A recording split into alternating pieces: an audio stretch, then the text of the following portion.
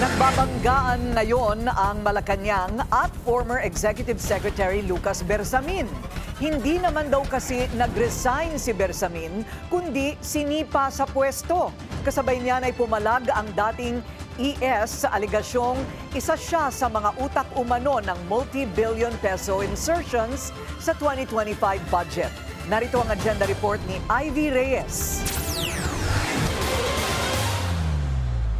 Hindi ko alam kung paano nagsimula yan na nag-resign ako. In-announce siguro yan. Pero wala akong resignation na pinahil. Opo. Kasi sinabi niyang lumabas, nabasa ko na lang, I resigned out of delicadeza. Masarap pakinggan, yung out of delicadeza. Pero hindi naman totoo yan.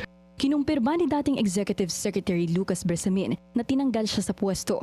Taliwas sa anunsyo ng Malacanang na nagbitiw siya out of delicadeza.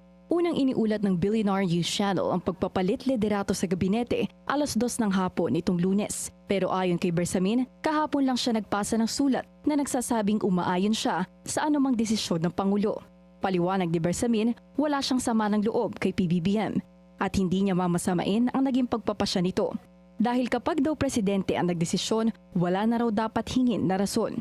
Pero inaamin ni Bersamin na dismayado siya sa pagkakaanunsyo ng palasyo dahil siya pa raw ang huling nakaalam ng pagkakatanggal sa kanya. Nang tanungin kung ano sa tingin niya ang rason ng kanyang pagkakasibak, Do not know. That's you ask them kung bakit nila without consulting me. The messaging should be clear. You ask them if they had a letter. How did you feel about it? Well, I felt bad somehow, but I am not going to waste time worrying about the nuance or the way they did it because maybe they were also under instruction or given the impression na mayroon akong resignation. I cannot blame them for that. 12:00 ng tanghali noong Lunes, may tumawag daw sa kanya na malapit niyang kaibigan at sinabing pa-exit na siya bilang Executive Secretary. Ang sagot ni Bersamin, no problem. Ilang araw bago matanggal sa pwesto, itinanggi ni Bersamin ang eksklusibong report ng BNC tungkol sa napipintong pagpapalit sa kanya. Mayo naman nitong taon, itinanggi rin ni Bersamin na isa siya sa target ng balasahan ng gabinete.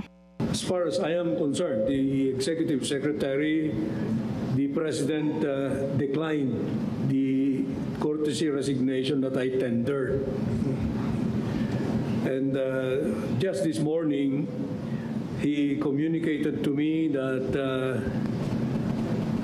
I have his full backing for as long as I wish to work for him. And that is a very good gesture from the President because that is a sign of his manifestation of his full trust and confidence in myself.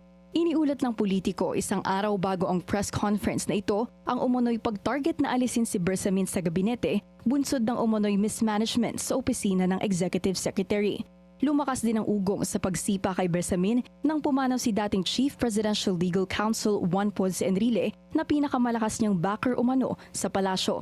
Itinanggi ni Bersamin ang anumang koneksyon niya sa bilyong-bilyong pisong insertion sa 2025 budget dahil sa tagal daw niya nanilbihan bilang public official. Ngayon pa raw ba siya gagawa ng kalokohan? Dagdag ni Bersamin, hindi siya kapituko sa posisyon, kaya hindi na rin daw niya tinanong kung bakit siya sinibak sa pwesto. Para sa agenda, Ivy Reyes, Billionaire News Channel.